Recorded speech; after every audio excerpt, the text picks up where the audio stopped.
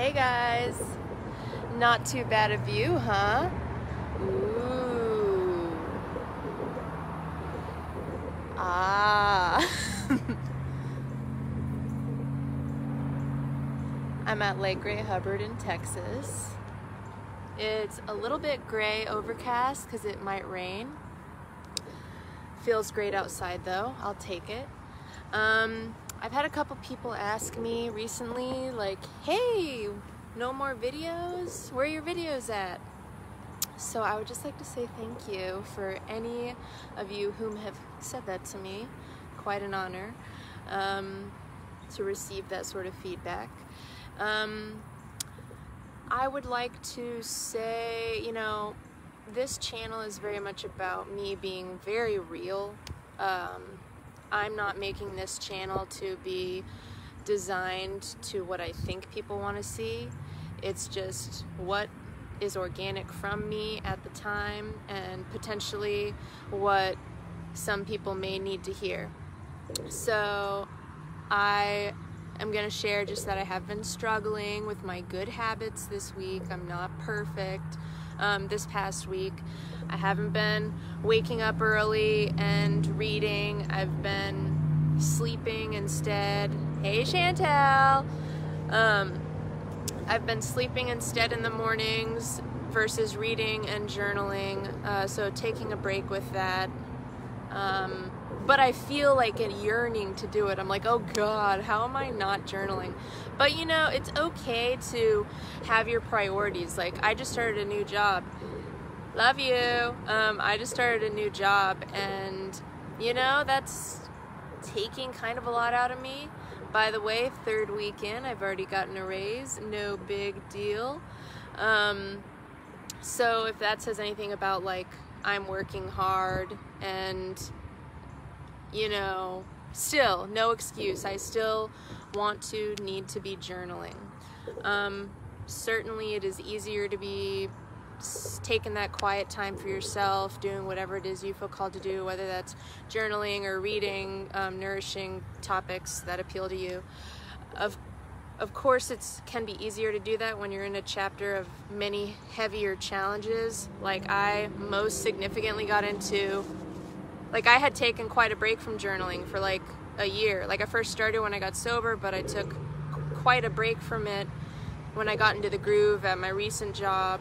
But when I was looking for a new job and I was, you know, really trying to zone in on, like, who am I, what do I want, that's when I got into journaling, and I was like, oh my gosh, this is so nourishing. So I was just like reinvigorated about spending time with myself and exploring who I am, and so that is why I talk about that a lot. But reality is not, it's totally okay to not maintain that perfection habits, whatever your perfection habits are, all the time. As long as you're going back to them, as long as you're not letting them go, as long as you, even meditation, like, FYI. So I'm just gonna tell you, like, my main habits that I'm trying to work on.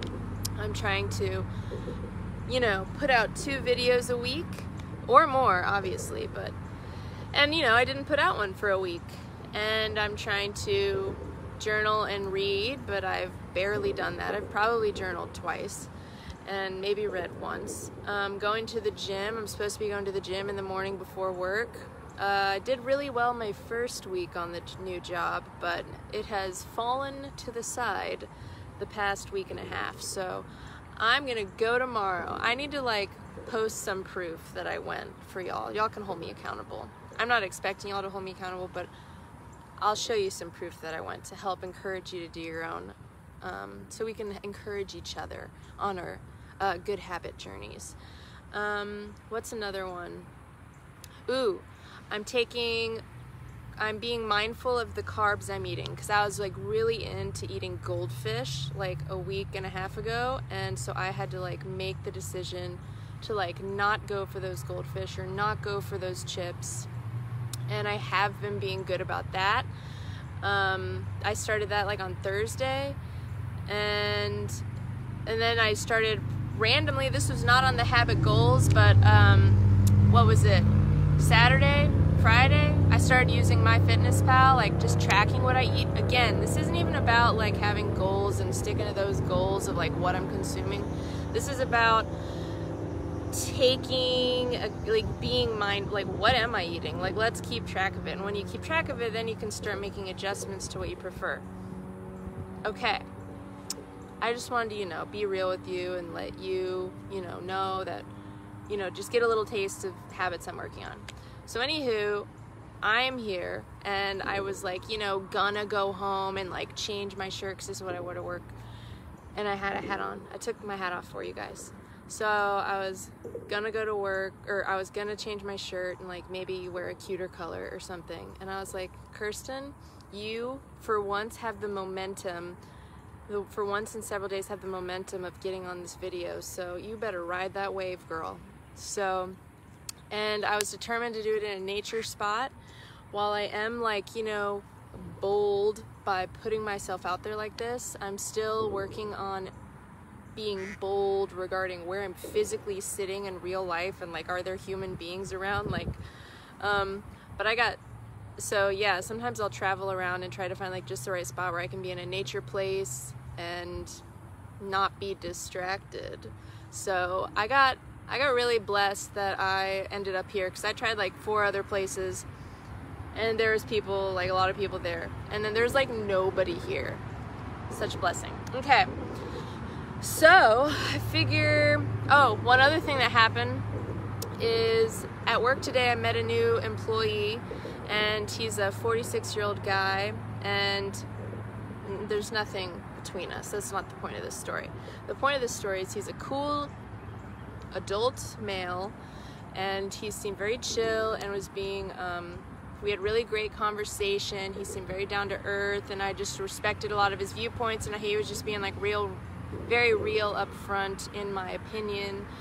And at one point he was saying that he spends his time, he was just being real chatty, that he spends his time, we were working together in the same department, that he spends his time like maybe watching shows, but not really, more so he reads and journals. And I was like, journaling, bro? And I was like, psh. And I was like, that's so cool.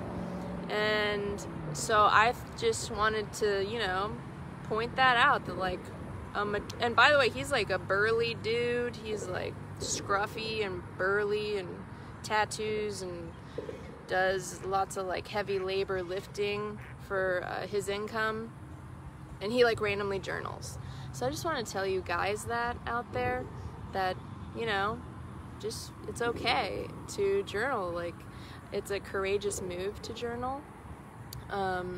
But yeah, he was a good example, and he told me a lot of stories that he had an ex-wife and she cheated on him, and that, I think this was like several years ago, but he has that fear and concern moving forward that she might, there's people coming, so I'm gonna have to be courageous and continue.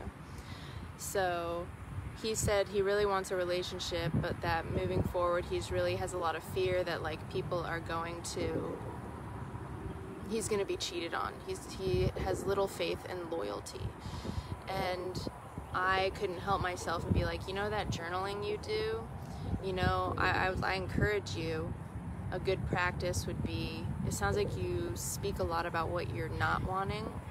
I encourage you to potentially utilize that journaling piece, exercise of yours, that habit of yours, to potentially journal stuff that you do want, like, because you can bring in a person who will be loyal to you and will be down to earth and the things that you want. So I hear you focusing a lot on what you think you might get that you don't want. So I encourage you to, speak things like, I'm totally gonna find a partner who like is attracted to me for my authenticity and what I bring to the table, and is absolutely inspired to be loyal to me, and we're a great fit because I'm myself and she can be herself, etc. So I just obviously I couldn't chat too much about that. You don't want to like overwhelm someone with that sort of talk. So I'll just gently, what up, Brandon? So I'll just gently revisit that with him. in the next couple of days when I'm spend time with him at work. So, Brandon, I was saying that, like, sometimes I'm like, what am I going to say on this channel? But this is really about me just sharing my truth, and it's not about what I think people want to hear, it's about what people might need to hear. So my messages might reach people just when they need to hear it. So I figure I should share from truth of what I've actually experienced, and because there's value in that insight I have to offer.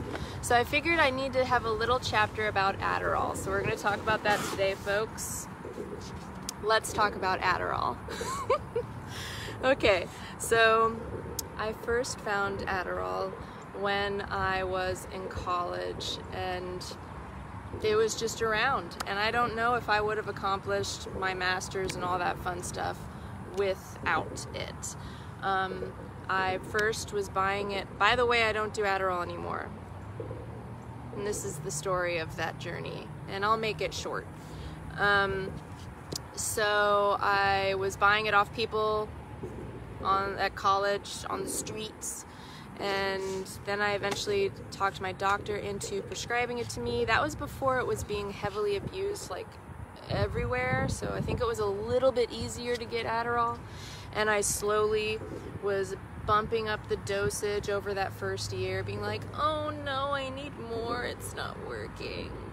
And then eventually I had 30 milligram tablets and a quantity of 30. For those who just joined, I'm talking about my Adderall experience. And then my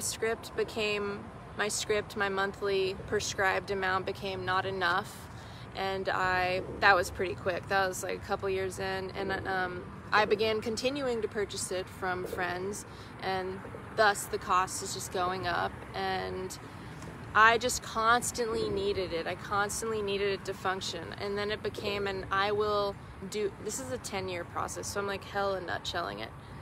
And it became, I will do anything for it. Like, I was a little fiend for it. And I functioned incredibly impressively on it, but nobody knew, like, how much I was, like, popping back. And also I was an alcoholic like a boss, because I had so much Adderall in my system all the time. So that was a constant dance, my Adderall and my alcohol consumption. My downer to balance out the Adderall was alcohol. But just FYI, I had a best friend at the time she did downers. She did Adderall as well and abused it as well, and she did downers. So people all have their poison. Whatever their upper is, you gotta come down. So when you're abusing something so much, there's gonna be something that you find in your world that will help you come down. So, and you just gotta be careful, because if one of them is just absolutely excessive, then the other one's gotta be absolutely excessive to balance it out in this ongoing cycle. So I could not be up without it. Energy drinks didn't work. I needed it to function, to accomplish anything. And I'm not trying to tell you all the cool things about it, because I don't want you to go thinking it's cool and go get it. So I'm not going to tell you stories about the things I accomplished on it. And just know that it was taking me a very negative direction of losing control of my life, because I was like totally lost in my addictions, up and down. So this all was leading up to my bottom. And let's see. So reasons I would do it, just FYI in a nutshell, were to wake up, to accomplish a task, whether at home or work, to hang out with someone. Again, for those who just joined, I'm talking about Adderall and my history with that, and story of overcoming. So I would do it for work, I would do it to hang out with people, I would do it to accomplish chores, I would do it if I'm going to visit my family, I would literally do it for anything. And then now we fast forward to, when I went to rehab for alcohol, because that was, and again, I think that it was like a marriage, the Adderall and the alcohol, because I was consuming so much Adderall that I needed so much alcohol to come down. So eventually when I hit my deep, dark, horrifying bottom and went to rehab by choice, I obviously gave the pills up. I mean, my point of going to rehab was for alcoholism. But I obviously gave them all my meds to like the people at the front because I wasn't allowed. Just get through the day like a normie. I know, right? It's pathetic, Brandon. So I gave all my pills to like the people at the front, like obviously because it's rehab or whatever. And I remember something fascinating that happened at rehab, which is, so we all had these chores we had to do, and daily chores, and I had an assignment, and I would do my chores, and I would do a really good, this is sober, I'm in rehab, and I would do a great job, an excellent job cleaning the kitchen, and like, I had fun doing it. I would do a great job organizing. And literally the other ladies in the rehab were like, Kirsten, clock out. Like, they were all like, dang girl. And I was like, ladies, you don't even understand. I'm like fascinated. This is organic energy. Who knew? 10 years I've been like popping Adderall thinking I need that to accomplish anything, and here I have this like natural energy within me and ability to do chores and do a great job. Who the F knew? So that was just such a joyous revelation, a joyous moment.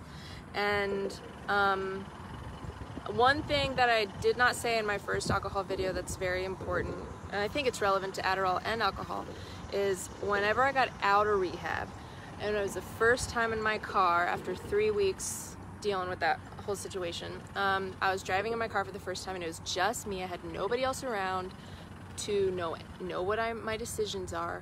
And I remember driving home, and I was like, oh man, shit. Like, life is really like a fork. Like, there's freaking alcohol places, like shops, bars, stores, whatever, everywhere on the sides of the roads as I go home, 40-minute drive. I was like, they're everywhere. I could just exit anywhere and get some and nobody would know. And it's so like, I would just be so like happy. So basically I've experienced witnessing that fork of like, you can go this way, of the familiar, which we all know how that ends. The familiar, we all know how that ends. Crash, burn, lack of fulfillment, lack of who am I? Who are the people I keep putting myself around? Or you go the other way in the fork, which is the unfamiliar. And that's where you're going, basically walking with blind faith. Like, you have no proof that this is worth it, except that this sucks. This is not the way to continue. Like, you're ready to try something new, so you gotta like commit to giving it a chance. So I pursued that path, and hey Becky, thank you. And so okay, we're getting to the end where I stopped doing Adderall. So I got home, didn't go buy any alcohol, got home, and was probably there for like a few days, like maybe 2 days. And basically, I don't know if like it just organically came in my head or if I got a notification, but basically something told me, hey, by the way, you have refills on your Adderall at the pharmacy. How about you go get those, because they're ready for you. And I had like this moment where I was like, oh crap. And because I didn't technically go to rehab for Adderall. I went for alcohol. So like, I could still be considered sober and like, you know, yeah, I know. So I could still be considered sober, and like, if I did some Adderall, like it's not like it's alcohol, but I mean, and then the voices in the background are like, but do we remember what Adderall led to, chica? You're not just like some innocent Adderall doer. So yeah, but I was like, oh, I'll just get it. I mean, who knows how, you know, I should just get it and just like store it in a drawer. I won't touch it. It'll just be there for that, like, just, you know, just, it's good to have it, because it's really tough to find something that is that effective. So let me just go ahead and get it. It's like 30 bucks, blah, blah, blah. And then I called it in, and then for those of you who don't like when I talk about Oracle, I'm sorry, but it's involved in this story. So I had this deck, and at least I think you'll appreciate it coming into play in this story, so I'm just going to mention it really quick. So I basically pulled a card from this deck. I find it fun, and I pulled this card. Okay, so by the way, this is the deck. And I got this card. It's Absinthe Mermaid. I'm like, what's that? So basically she's got like a green skull happening. There's like this green murky poison water.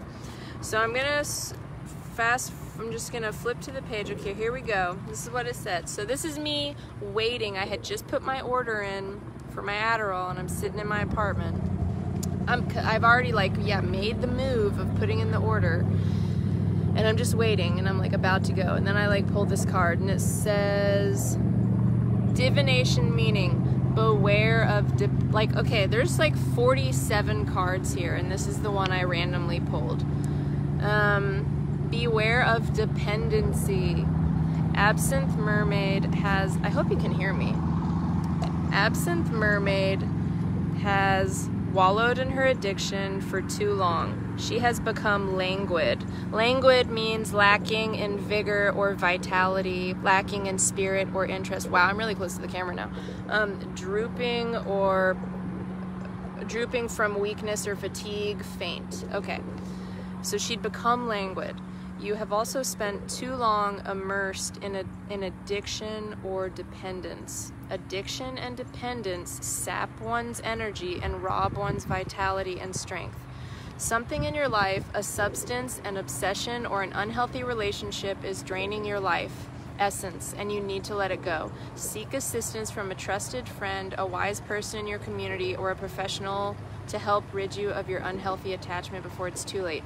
Once you have escaped, reevaluate your life and take stock of your frailties. What led you down the path of addiction and dependence in the first place? What steps can you take to avoid stumbling down the rabbit hole again? And I was like, stumbling down the rabbit hole again. Pretty sure that would be going and getting my Adderall. And so I like laid down on my bed and was just like knowing that this is the moment. And I picked up my phone and I called CVS and I was like, hello? Please cancel my order. So that is my Adderall story, and I have just avoided it since. So, I mean, I'm not very social right now. I'm just not really in the circumstances yet where I've like expanded and gone out much socially, so I can't speak to potentially being in an environment. I know, Chantel, it was a blessing. Divine timing is correct. But yeah, I can't speak to being around people who, you know, have that temptation. Like, if you're running into a temptation you're trying to avoid, like, I can't as notably speak to that with Adderall, at least. So, but I just encourage you to, yeah, if there's something that you're just fork in the road, bro, like, you know what the results are if you do one thing, so just trying to explore that unfamiliar path, and walk in blind faith, knowing that you're doing this for yourself to have a better life, and having faith that there is greater fulfillment that you can experience in life. I will say I have been around liquor since I got sober, because at my new job, it's like in an entertainment industry, and they have like a whole bunch of liquor bottles everywhere, so so I'm being tested. It's actually going really well. I'm not even worried about it. I think I'm an alien because I'm so committed to being sober off liquor, and other alcohol. So but yeah, they warned me when I first interviewed. They were like, hey, I heard you're sober. Yeah, they knew I was sober already because my friend works there and he got me the job and he apparently told them. So they were like, yeah, we know you're sober. Hey, congratulations. By the way, we like to party here, so is that going to be a problem? Basically saying, like, me being around alcohol, is that going to be a problem? And I was like, no, I believe it will not be. I believe, hey, Brandon, by the way, I don't know if you're still watching. I think you are. But, Zach is a huge inspiration for me. Like, I didn't realize it at the time, but I will always be able to, like, reflect on that chapter with Zach and how I had so much fun with him and vibed with him so well, and that he was truly sober, like that whole chapter that you guys were visiting in Dallas and I was visiting over there, like, that he was sober and such a cool person. So that really inspires me to know that, like, it's possible to be a totally cool person and be hanging out with a bunch of people who are partying around you, and, like, you can still stick to whatever your new values are. And oh, but yeah, they have, like, liquor bottles in, like, all the offices, and in the break room there's a bottle of Tito's in the break room by the refrigerator. But so I guess I'm getting my testing in. I guess that's what is divinely timing or whatever for me to experience right now to continue growing. I'm doing really well though, so it helps me reinforce my commitment to the values I'm choosing to live my life by now. I think I'm gonna leave it here. I'm gonna try to give you a little view. I'm gonna try to give you a little view of this before I let it go. I don't really know how to do this, so here we go.